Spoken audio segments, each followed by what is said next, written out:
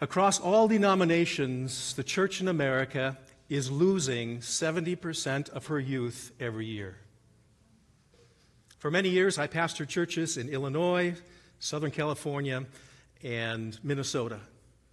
Each of those churches had a premium on their youth ministries.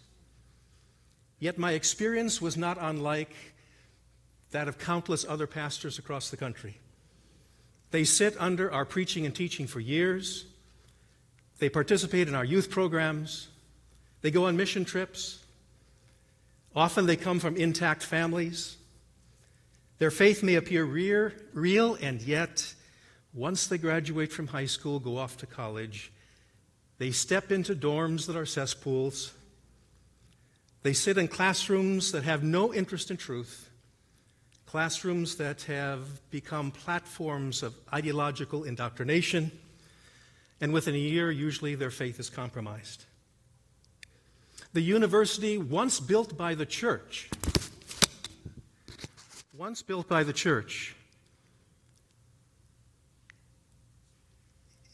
is now robbing the church of 70% of her youth. I realize that either A, we in the church were not adequately preparing our young people for the lifestyles and the battle of ideas that they would face in the university, or B, the university was intentionally undermining the traditional values of the family and the church of the students. And I've concluded it's both. The only hope for education in America and beyond is the local church, taking back education from the secular state. One thing is for sure, those who have created the problem cannot provide the solution to the problem.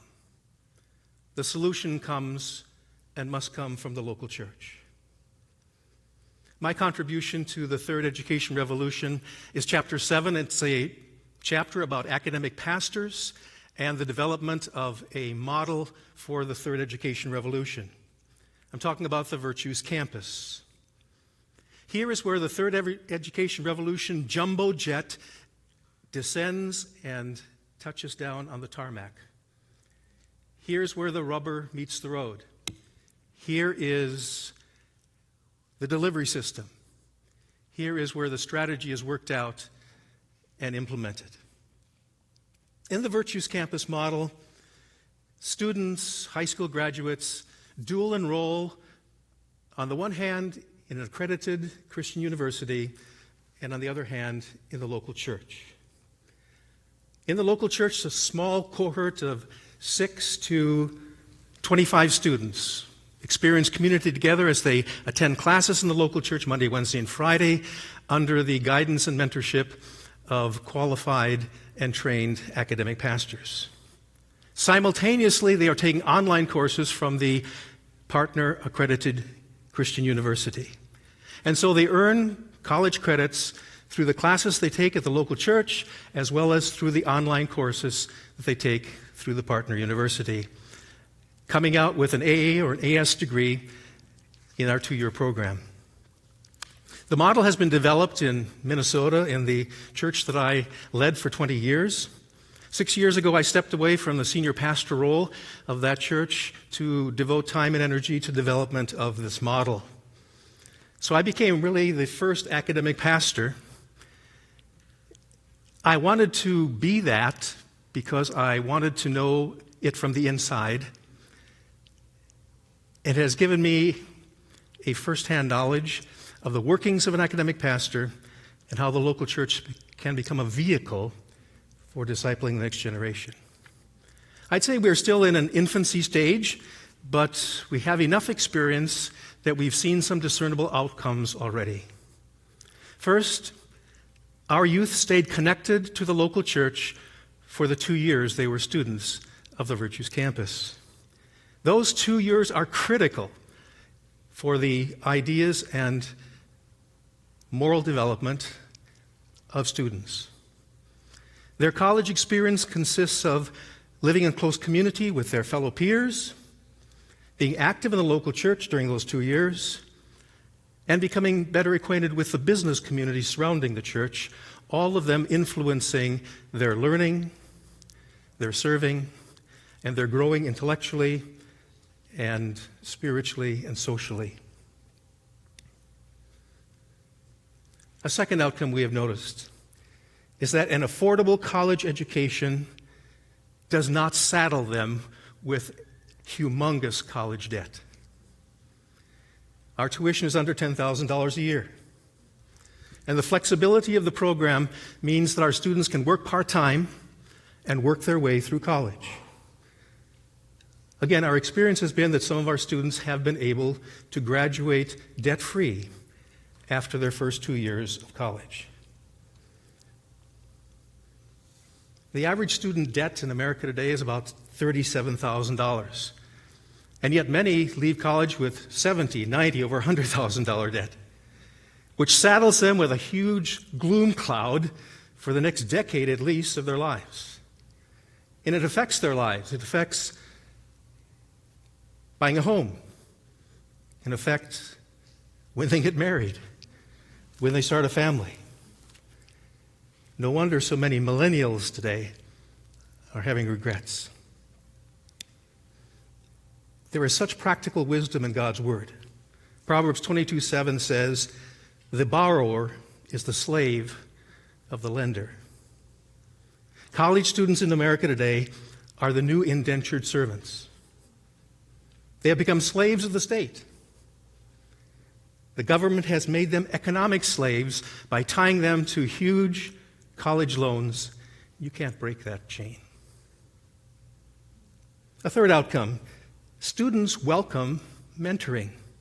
The very heartbeat of the academic education, the Virtues Campus, is the academic pastor.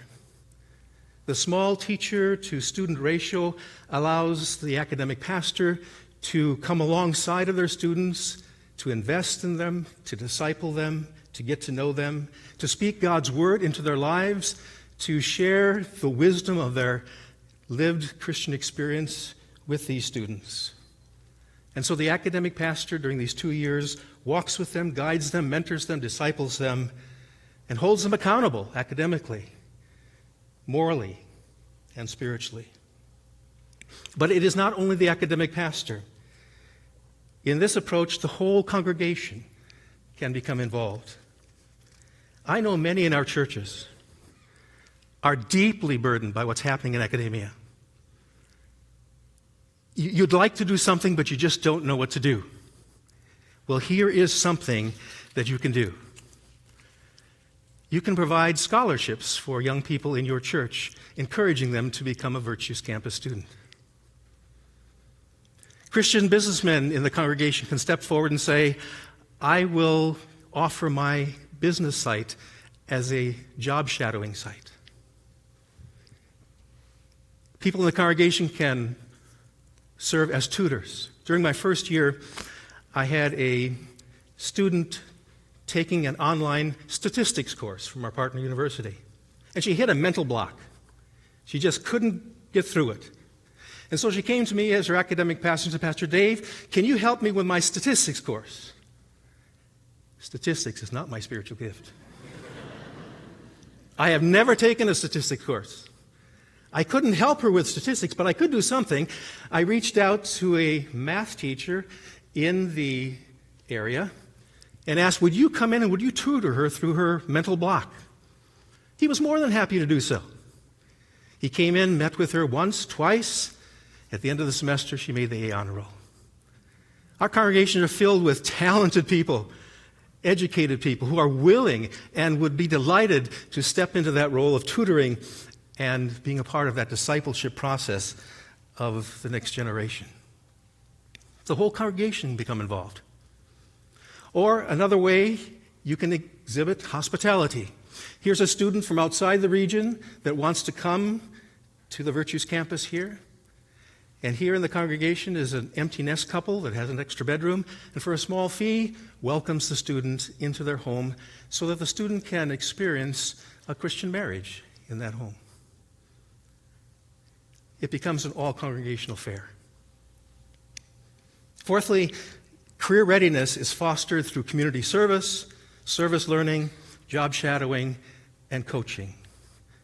So they come out of their 2 years with real world experience. Many high school students come to their graduation and they don't have a clue what they want to be when they grow up. But they feel pressured to go to college because they don't want to fall behind their peers. So they relent, they go to college, they take this course and this course and this course, hoping that one will resonate as to a career direction. All the while they're piling up more and more huge college debt with courses they really don't need. And they're burdened with that debt. I saw a survey taken by with adults that said that 68% of adults who were surveyed said if they had it all to do over again, they would choose a different major or a different career. And I thought, how sad to work virtually all one's life in something where it just doesn't satisfy or seem like a good fit.